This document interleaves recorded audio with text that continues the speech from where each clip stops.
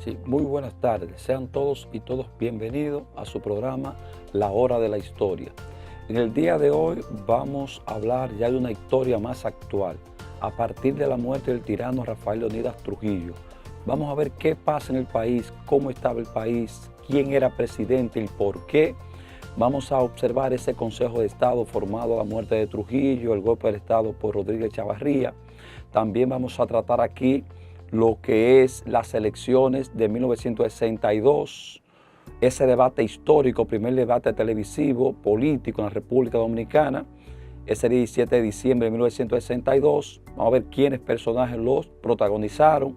Vamos a ver el ascenso de Bosch al poder, la Constitución del año 63, el golpe de Estado a Juan Bosch, los gobiernos del triunvirato, la alzada de Manuel Aurelio Tavares Justo, Manolo, guerra del 65, los 12 años del gobierno de Balaguer, los gobiernos del PRD, cómo Balaguer puede volver al poder en el año 1986, después que todo el mundo pensaba que era un cadáver político.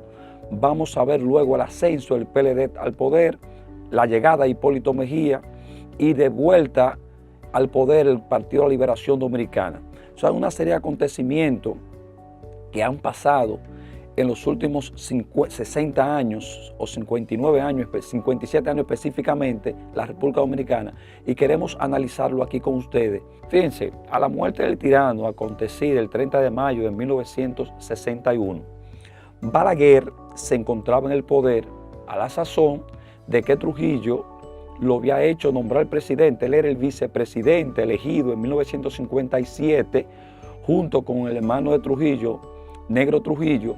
Se fue la pareja que fue a elecciones del 57, producto del atentado a Rómulo Betancourt el 24 de junio de 1960 y las sanciones que venían al país.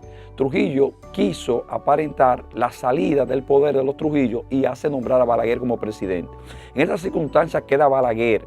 A la muerte de Trujillo, entonces empiezan las presiones de un pueblo que ya estaba agobiado por 31 años de dictadura, y Balaguer empieza a ser presionado.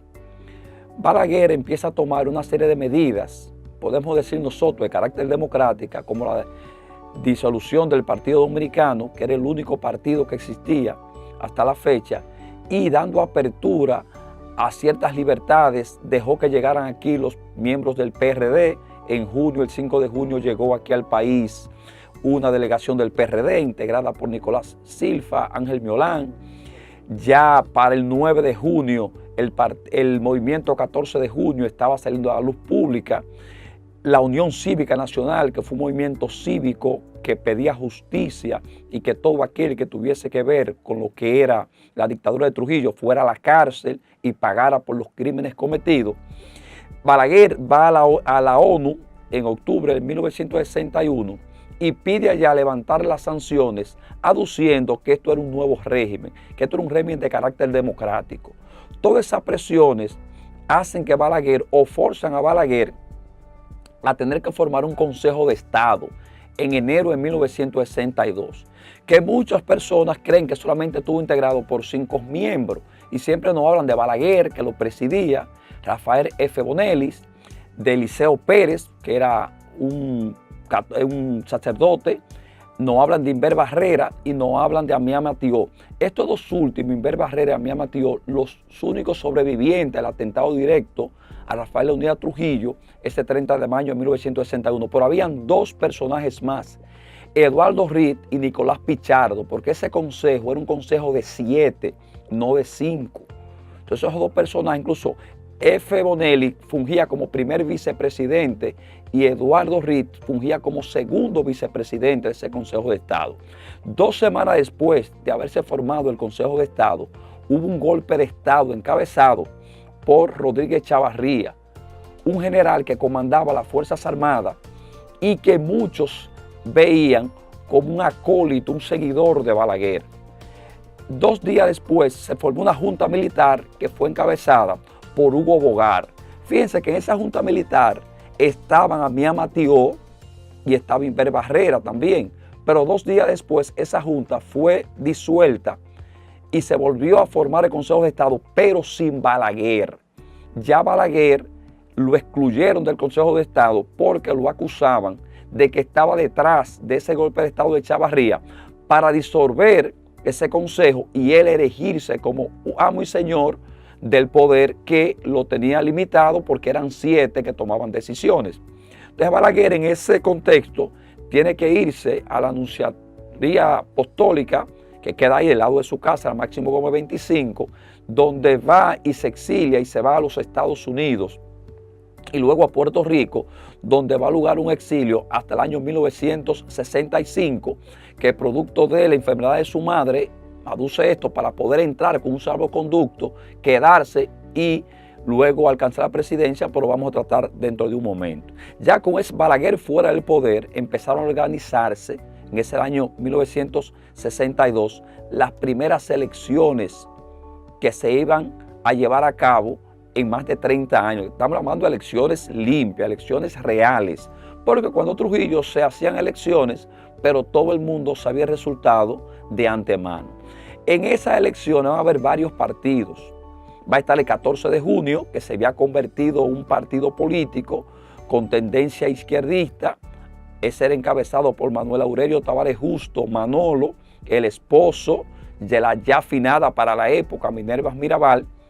Estaba el PRSC, que no es el Partido Reformista Social Cristiano, como muchos pueden pensar, sino el Partido Revolucionario Social Cristiano. El PRD, encabezada por Juan Bosch, y la Unión Cívica, que había pasado de ser un movimiento cívico a convertirse en partido político. Y el gran favorito para ganar las elecciones de 1962, pautadas para el 20 de diciembre. Pero ¿qué pasa de pasar a ser el gran favorito a ser el gran derrotado? Fíjense, un sacerdote jesuita llamado Láutico García acusó públicamente a Juan Bosch de ser marxista-leninista. Juan Bosch lo retó a un debate donde él decía: usted va a tener que en público desmentir esa acusación que usted hace contra mí. Los jesuitas, todos sabemos que son de la iglesia, son la gente que más piensan. Si usted quiere ver una gente inteligente dentro de la iglesia católica, son jesuitas la mayoría. Entonces, se acepta un debate, el primer debate televisivo, político en la República Dominicana, y el debate se pautó para el 17 de diciembre del año 1962, 3 días antes de las elecciones, con la moderación de Salvador Pitaluga. Ese era el señor que iba a ser de moderador en ese debate. Llegaron al debate, Láutico García llegó con una librería al debate, usted puede ver el video, el hombre llegó con una librería, era la librería Cuesta, que parecía de tantos libros, y Juan Bosch simplemente llegó con un diccionario de la Real Academia de la Lengua. Se fueron al debate, y en ese debate Juan Bosch hizo o demostró que el padre estaba equivocado, y Láutico García no tuvo más remedio que admitir y pedirle excusa pública a Juan Bosch. Señores, miren, esto cambió el escenario político. De ser Viriato Fallo el favorito a la presidencia, 3 días después, ese debate catapultó a Bosch, que también tiene un eslogan de borrón y cuenta nueva, que eso también ayudó. O sea, Bosch decía: olvidémonos del pasado, vamos a empezar desde cero. Y planteó el borrón y cuenta nueva, que Viriato Fiallo no, Viriato Fiallo decía: cárcel para todos los corruptos, cárcel a todos los trujillistas. Entonces, el debate más ese eslogan de Bosch lo catapultó para ganar esas elecciones, las primeras libres en más de 30 años, el 20 de diciembre, con un 59% de los votos emitidos. Bosch, entonces, se va a juramentar el 27 de febrero. Y ya decimos nosotros que desde el primer momento se observaba unas distanciamiento de los poderes fácticos al gobierno de Juan Bosch, a tal punto que ningún representante de la Iglesia Católica fue a la juramentación de Juan Bosch.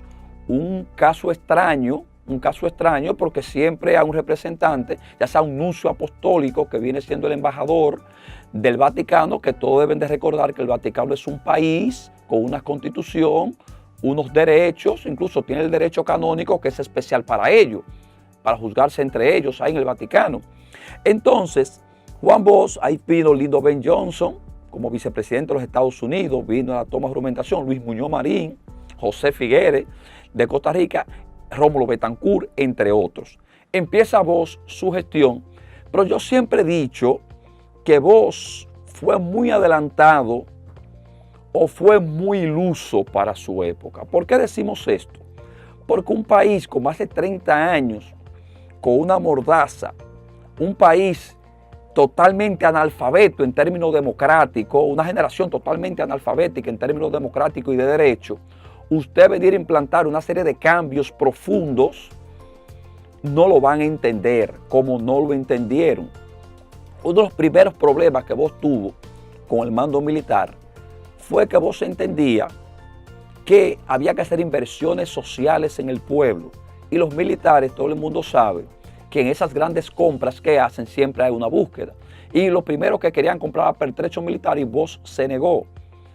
La Constitución del 63, considerada por muchos la constitución más progresista que ha dado la historia, establecía una serie de derechos, incluso derecho a huelga, derecho a la protesta, algo que era impensable en la República Dominicana durante esos 30 años que vivimos una dictadura. Entonces fueron unos cambios muy fuertes. Bosch también tuvo una contradicción a punto de irse casi a la guerra con la República de Haití, producto de una invasión, una agresión que le hiciera Duvalier a la Embajada Dominicana en Haití, y Bosch estuvo a punto de ver una guerra si no hubiera visto intervención de la OEA y otros organismos internacionales que impidieron que Juan Bosch agrediera o invadiera Haití en una guerra abierta contra Duvalier. Pero bueno, Bosch se va a estar gobernando una serie de ambivalencia, progreso, pero vino e implementó el 1% a los impuestos a los comerciantes. No lo pudieron entender esto, cómo yo voy a pagar antes de, porque Bosch entendía que las finanzas del país estaban arruinadas.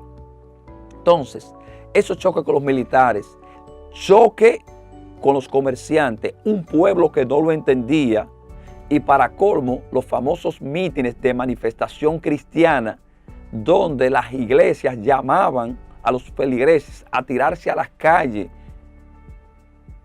denunciar el gobierno de Juan Bosch, porque muchos entendían que él lo quería llevar a un régimen como el instaurado en Cuba a partir de 1961, régimen socialista, porque Cuba no entra el socialismo real hasta el año 61, cuando Fidel Castro, en una respuesta a varios abusos de Estados Unidos, simplemente apropió y hizo el acuerdo con Nikita Khrushchev, que era el secretario general del Partido Comunista Ruso a la sazón en la época. Pero bueno, Bosch entonces se ve acorralado y ya para el 23 de septiembre se venía a venir.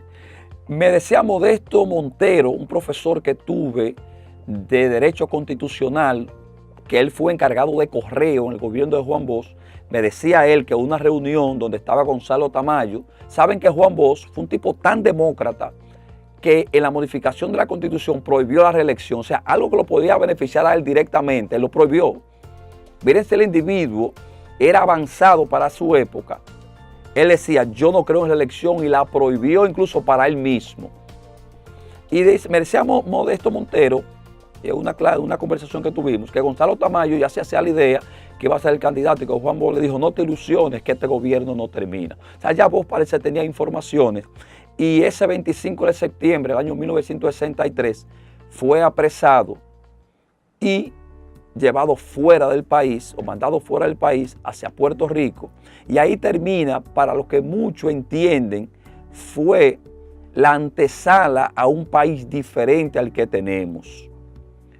Salido Bosch del poder, entonces entra a gobernar un gobierno llamado el Triunvirato, encabezado por Emilio de los Santos. Emilio de los Santos, que va a ser el presidente de la Junta Central Electoral, que le dio, que juramentó a Juan Bosch como presidente de la República, o sea, lo reconoció.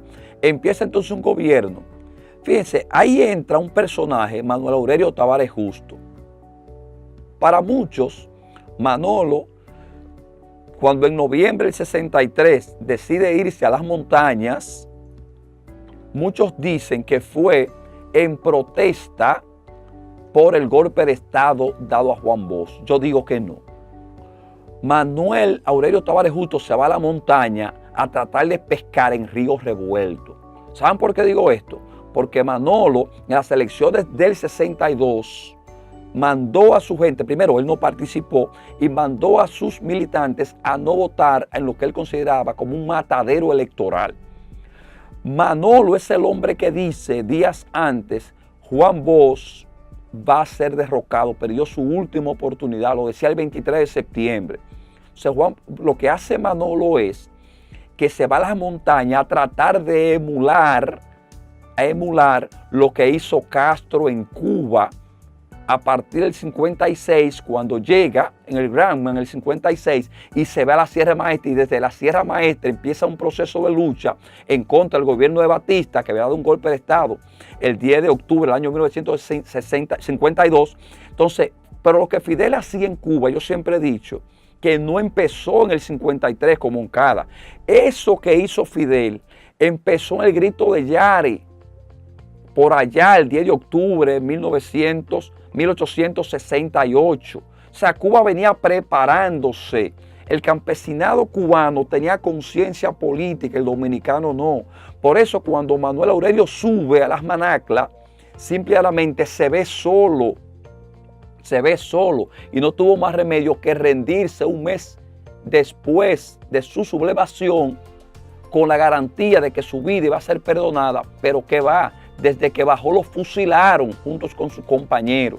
Entonces Manuel se fue a las montañas, señores, a tratar de ganar adeptos y desde la montaña bajar con un movimiento armado y tomar el poder, porque él creía en la revolución armada. Él creía en la revolución armada. Entonces, ¿qué hace Emilio de los Santos? En protesta, porque él había dado su palabra de perdonar la vida a los insurrectos en las Manaclas, renuncia. Entonces entra al escenario político Donald Rick Cabral, que ya no era un avenadizo. Cuando se formó el nuevo Consejo de Estado, cuando sale Balaguer, Donald Rick Cabral había sido llamado al país y había sido puesto como primer vicepresidente del segundo Consejo de Estado. Entonces Donald Rick Cabral va a tomar el poder y va a ser un gobierno despótico totalmente, señor, corrupto. En ese gobierno se instauraron algo llamado las cantinas militares. Y ahí fue que los empresarios empezaron a llorar lágrimas de sangre con las famosas cantinas militares. ¿Y qué son las cantinas militares? Fíjense, era un negocio que montaron los militares con productos donados al país. Entonces ellos lo tomaban y lo vendían a precios bajos. Usted debe de saber que si a usted le dan cosas y usted lo empieza a vender a precios bajos, todos los comerciantes van a quebrar. Entonces ahí los comerciantes empezaron a darse cuenta de que había sido un error apoyar el derrocamiento de Juan Bosch.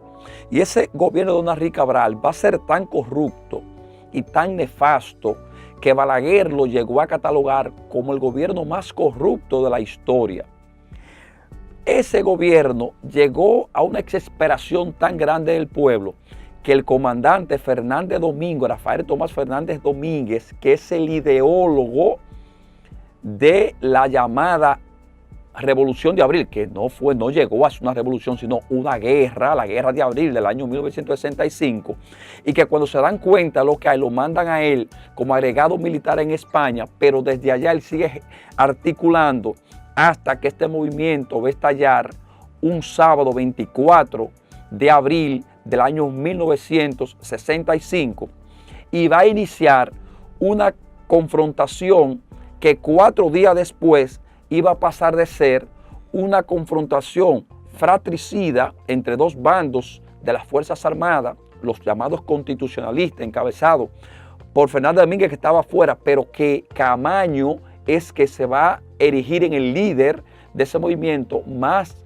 después de la reunión del 27 de abril, martes 27 de abril, que tuvo con el embajador Bernet, y en el cual el embajador Bernet le llama en pocas palabras delincuente y que desistan de las armas, lo que hace que Camaño vuelva a llamar al pueblo y se reúna en el Puente Duarte.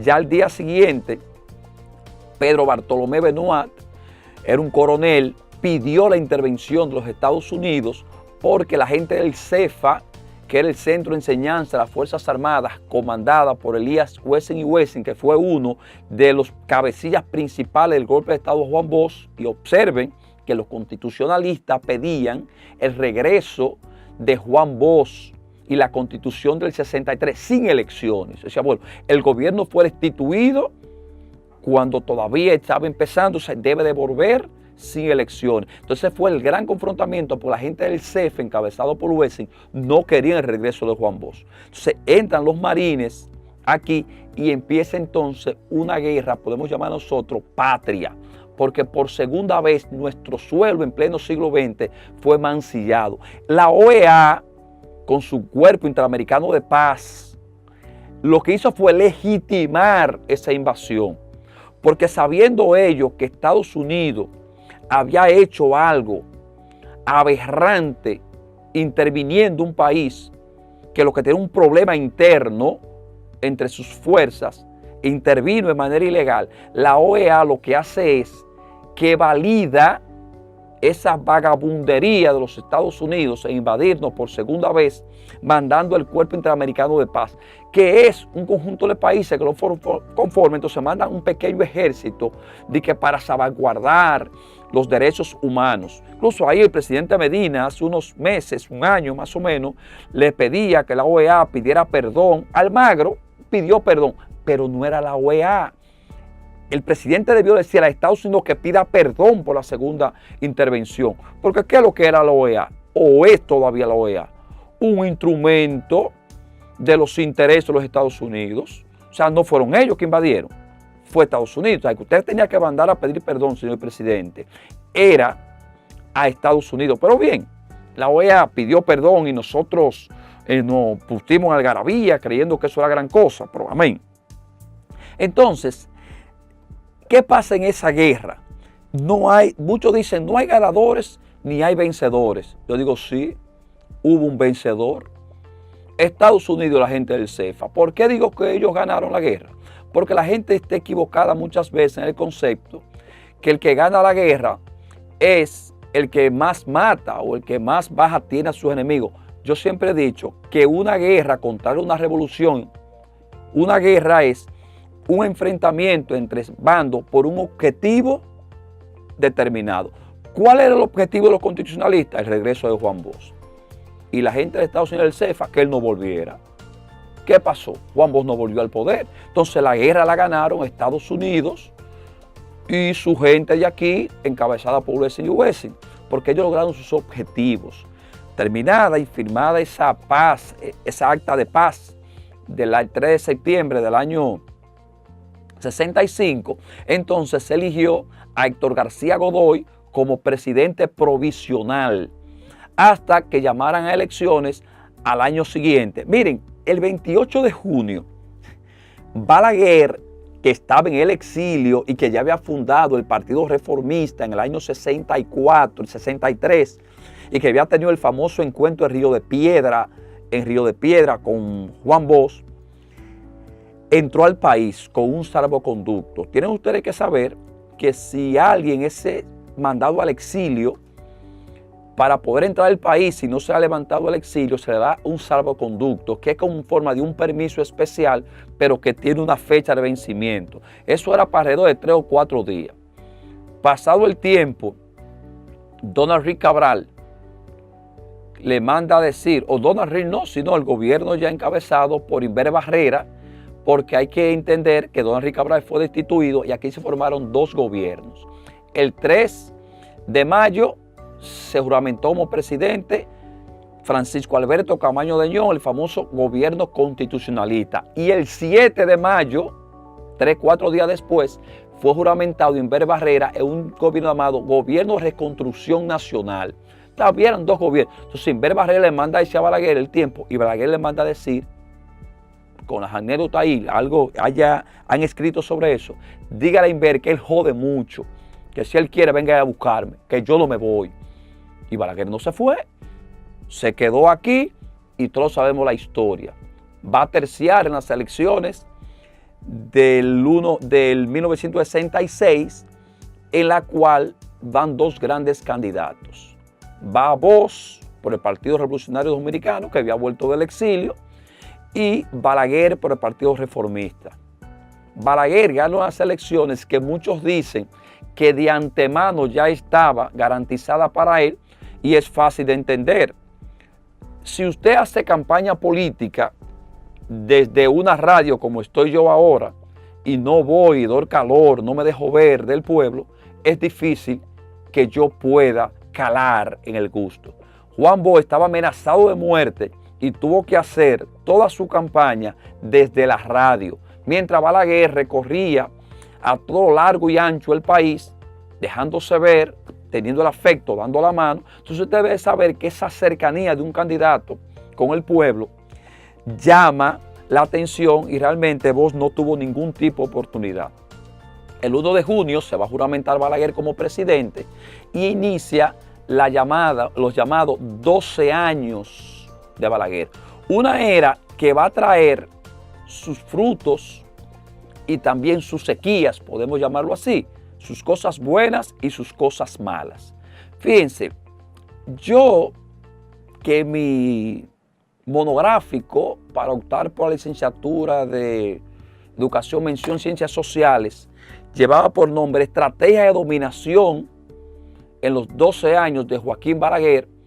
Yo establecía, y todavía lo sigo defendiendo, que si bien es cierto que en los 12 años hubieron muertes atroces mandadas desde el régimen de los 12 años, hubieron otras muertes que se le pegaban de carambola al gobierno de Balaguer. Digo esto porque para nadie es un secreto que el PSD, que es un apéndice del MPD, con ideología totalmente, uno pro-chino y otro pro-ruso, mire, donde se encontraban había sangre. Pero esos tipos de muertos era muy fácil atribuírselo al régimen. No estamos diciendo con esto que en esos 12 años de Balaguer no hubieron asesinatos atroces. Estamos diciendo que la historia hay que revisarla y entender que no todos los muertos de los 12 años necesariamente tenían que salir del gobierno. Miren, Balaguer hace algo histórico en el año 67, nombrando en las 26 provincias que teníamos para la época, 26 gobernadoras. Por eso, en una entrevista en el Palacio Nacional, en una rueda de prensa con periodistas internacionales y nacionales, que se da donde Juan Bolívar Díaz hace un asunto que su gobierno de corrupción, y Balaguer da en la mesa y le dice: señale los hechos de corrupción, señale. Y días después hubo un atentado contra Bolívar Díaz, donde su carro fue dinamitado, un suceso histórico. Ese periodista que hoy tenemos ahí, una griega, una venezolana de ascendencia griega, le hace una pregunta a Balaguer. Está en uno de los documentales, en La herencia del poder, no, los 12 años de Fortunato, donde ella le dice: señor presidente, pero siendo un hombre usted tan amable, tan galante con las mujeres, ¿y por qué usted nunca se casó? Balaguer, una de esas sonrisas enigmáticas, se ríe y le dice: porque no encontré una dama como usted. O sea, le dijo: cásese conmigo, en pocas palabras, y usted va a ver. No hay más preguntas, señor presidente. Todo el mundo sabe, porque Balaguer tiene una salida media rápida de algunos temas que él no le gustaba tocar. Balaguer fue un tipo muy enigmático en lo que era su vida personal. Entonces, miren, esos 12 años se van a caracterizar porque el país, si bien es cierto, tuvo un progreso en términos de construcción, de avances en la construcción, una economía que venía maltrecha empezó a estabilizarse, pero también hubo una mordaza, hay que decirlo así. Si no, miren, desaparecieron jóvenes como Henry Segarra,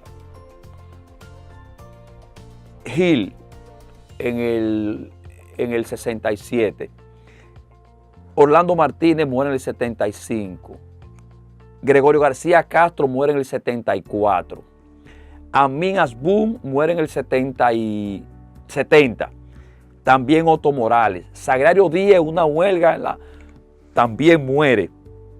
O sea, por una serie de jóvenes con un potencial ilustre, principalmente Abel. O sea, miren, Asbun, hay que leer un libro que tiene Fidel Santana que se llama El gigante dormido. El gigante, yo lo recomiendo ese libro para que usted pueda ver la vida de Amin Abel Hasbún, un joven brillante, un intelectual con apenas 28 años y asesinado en la escalera de su casa delante de su esposa embarazada. Pero hay que leer, yo recomiendo ese libro, El gigante dormido, de Fidel Santana. Lo recomiendo como un libro de lectura para conocer a ese personaje muy interesante de la historia dominicana. Entonces, fíjense, en esos 12 años, realmente vamos a tener la abstención al año 70. Balaguer, que había jurado no reelegirse y que Augusto Lora, quien él lleva como vicepresidente, lo creyó, tuvo que irse del Partido Reformista y formó el MIDA, que es el Movimiento Antireeleccionista.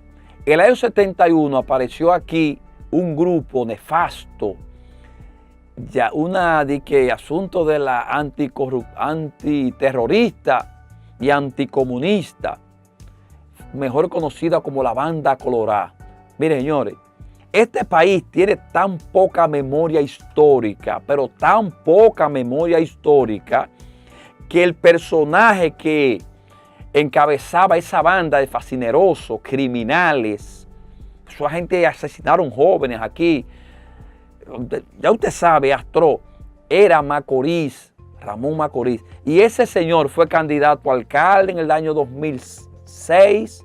Entonces, se imagina una cosa así, él fue candidato a alcalde por el Partido Reformista y hubieron gente que votaron por él, por el poca memoria histórica que tenemos. Entonces, en el año 70, Juan Bosch, que ya había escrito su tesis, Dictadura con respaldo popular, otro libro que recomendamos aquí, ya lo había escrito entre el año 67 y 69 en artículos periodísticos entre Francia, donde gobernaba Charles de Gaulle, y el mariscal Tito en Yugoslavia. Entre esos dos países, él lo había hecho en forma de artículo periodístico y lo recogió luego, Dictadura con respaldo popular.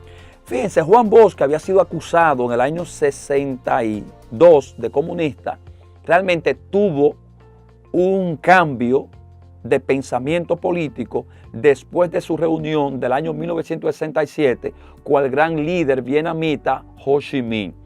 Y Bosch a partir de ahí se declaraba marxista no leninista. Por eso su libro Dictadura con respaldo popular. Y Bosch llama al PRD a no participar en las elecciones de 1970 por considerar que esto era una pérdida de tiempo, porque todo estaba controlado para que Balaguer se quedara. Esto va a empezar a tener una diferencia dentro del seno del PRD con un joven líder emergente llamado José Francisco Peña Gómez. Entonces van a empezar a tener diferencias de pensamiento. Entonces Juan Bosch llamaba que al buey había que sacarle las garrapatas. ¿Sabe usted a qué se refería Juan Bosch cuando hablaba de la garrapata? A miembros del MPD que se habían ido al Partido Revolucionario Americano. Entonces Bosch decía que al buey había que sacarle la garrapata. Usted sabe que el Partido Revolucionario Americano es presentado por un buey.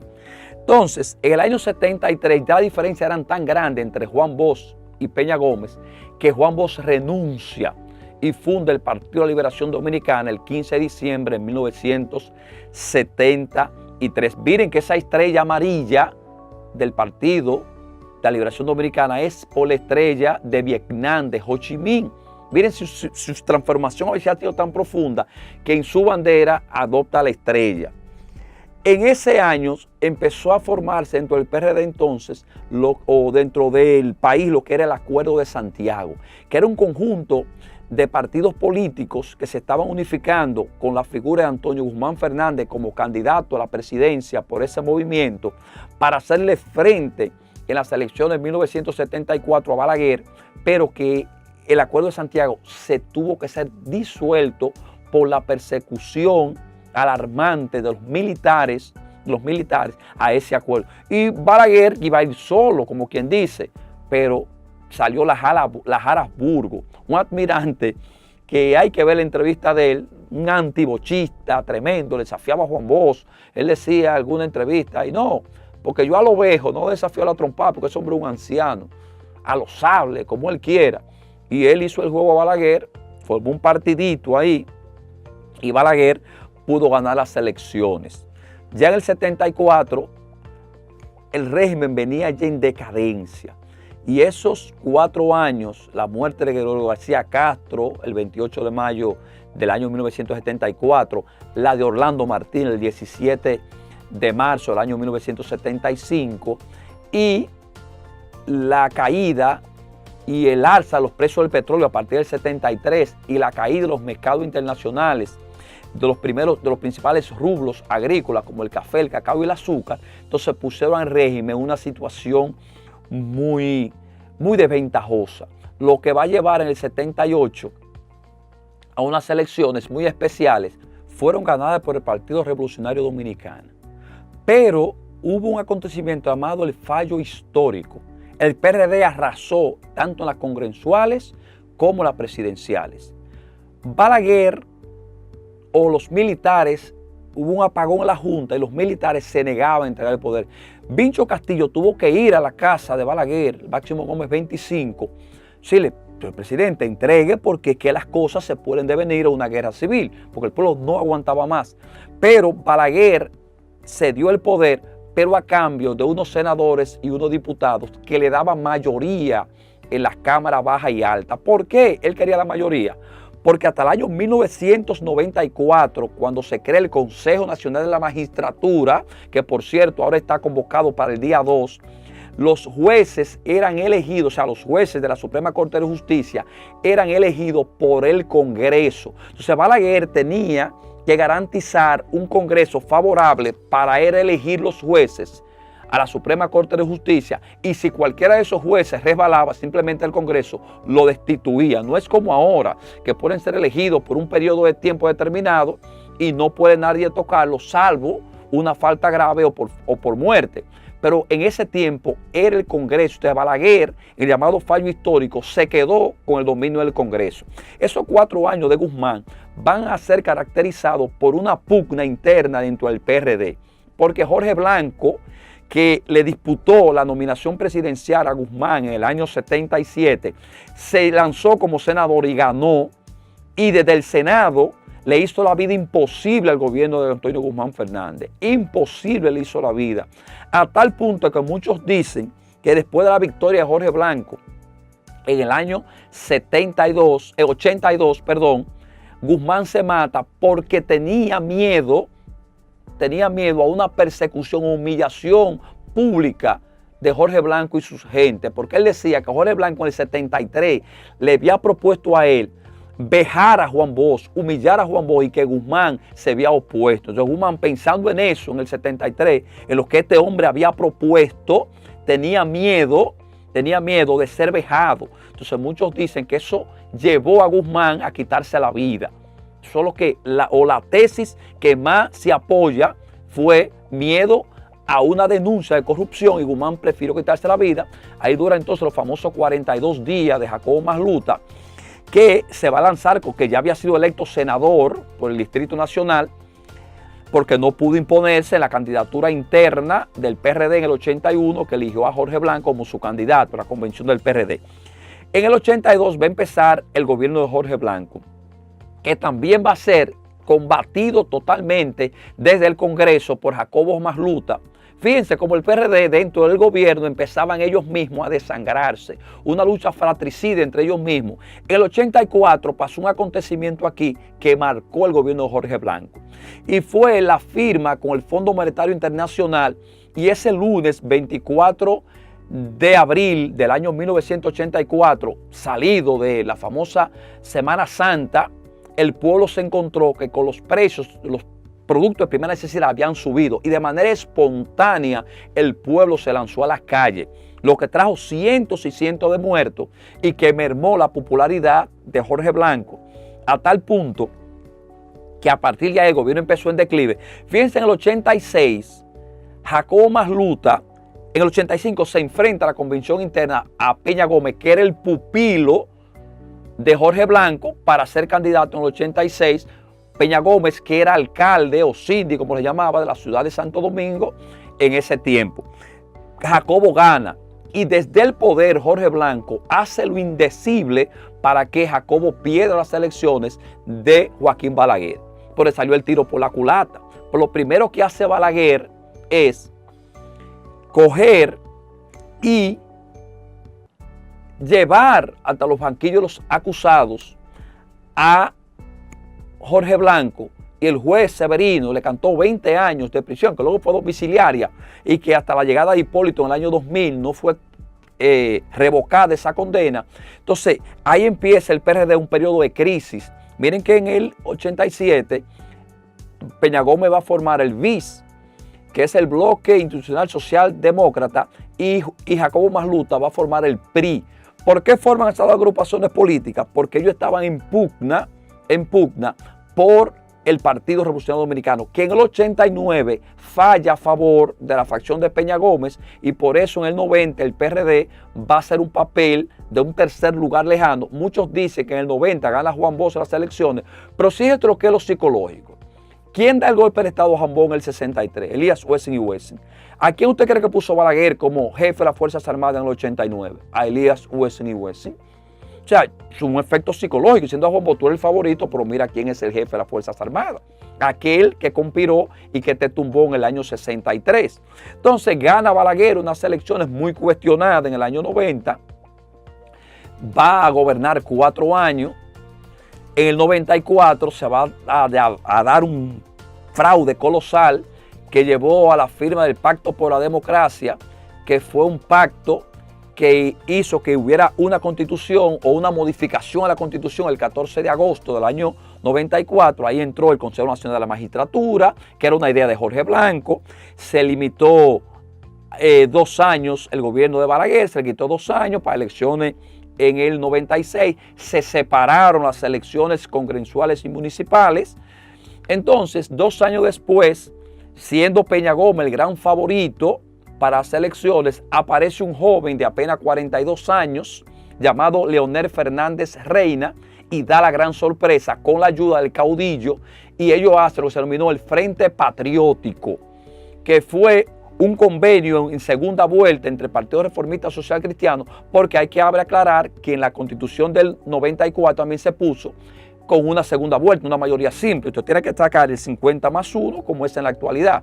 Como ninguno de los dos llegó al 50+1, el PRD encabezado por Peña Gómez, que fue el que quedó en primer lugar, y el PLD encabezado por Leonel Fernández Reina, que saca alrededor de un 36%, en una segunda vuelta el Partido Reformista forma el famoso Frente Patriótico, que sale levantando la mano Juan Bosch y Balaguer. Muchos dicen que ya Bosch estaba enfermo y no sabía lo que hacía. Levantan las manos y en ese Frente Patriótico llega el Partido de la Liberación Dominicana al poder. La primera medida que toma Leonel, él dice años después que se arrepintió toda la vida, que fue aumentarse el sueldo a 90,000 pesos. Él dice que si él pudiera volver el tiempo atrás, nunca hubiese aumentado el sueldo desde que llegó a 90,000 pesos, porque el presidente ganaba 3,000 pesos para el 96. Ese era el salario de un presidente. Balaguer cobraba 3,000 pesos, era 3,000 pesos. Y Balaguer ganaba menos que cualquier funcionario. Bueno, podía tener todos los cuartos del mundo y le daban todo lo que él quisiera, pero su salario era 3,000 pesos. Y Leonel solo aumenta a 90,000 desde que llega. Pasan esos 4 años ese gobierno del PLD. Todos sabemos que hay una privatización de las empresas de Corde, llámese Molino Dominicano, la CDE, entre otras. En el año 2000 va a llegar Hipólito Mejía Domínguez al poder, producto de que Peña Gómez, hay que aclarar aquí, el 2 de marzo de 1996 muere Jacobo Masluta de cáncer de pulmón, un fumador feroz. El 10 de mayo, domingo 10 de mayo de 1998, siendo candidato a síndico por un lío que tenía Julio Mariñez y Elidio Jaque ahí, que no, te pegó, me dice, yo soy candidato, van los dos de ahí, asume enfermo ya de un cáncer de páncreas, y en Gambita, San Cristóbal, muere el domingo 10 de mayo de 1998, Peña Gómez, 6 días entre las elecciones. Los que dicen, o los que muchos dicen, por eso el PRD arrasa en los comicios de medio tiempo, coge 24 senadores, dicen que Grullón Moronta y que se puso malo, y que se puso malo, yo no sé si eso es verdad, diga por una sorpresa, que no, Abinader también, senador aquí, el homenaje tuvo que caer muerto, el pobre, porque eso fue una sorpresa. Todo el mundo dice que fue por asunto de Peña Gómez. Vicente se ríe, pero lo que dicen, que se pusieron malos los dos, tuvieron que internarlo. Bueno, ganan, arrasan en el país entero, y en el 2000, producto de esto también, muchos dicen que ayuda a Hipólito Domínguez, Mejía llegara al poder, todos vamos a ver ese gobierno de Hipólito Mejía, con las quiebras de los bancos, una serie de asuntos ahí, unas medidas, pero yo voy a dejar, vamos a llegar al final, porque yo quiero dejar un programa especial para los gobiernos del PLD a partir del año 2004. Hacer un análisis profundo ya a nivel de lo que es el punto de vista económico y social y el punto histórico, cuáles acontecimientos históricos han pasado en esos gobiernos. Vamos a dejarlo hasta aquí, hasta el gobierno de Hipólito Mejía, agradeciendo la sintonía de cada uno de los radio oyentes y también los que nos siguen por Facebook Live de este programa, esperando que haya sido de su agrado y que cualquier tipo de dudas pueden escribir a Vicente o a nuestro WhatsApp también, no hay problema, o por Radio Guapa, pueden hacer cualquier tipo de pregunta y duda y nosotros estamos respondiendo sin ningún tipo de problema. Que pasen feliz resto de la tarde.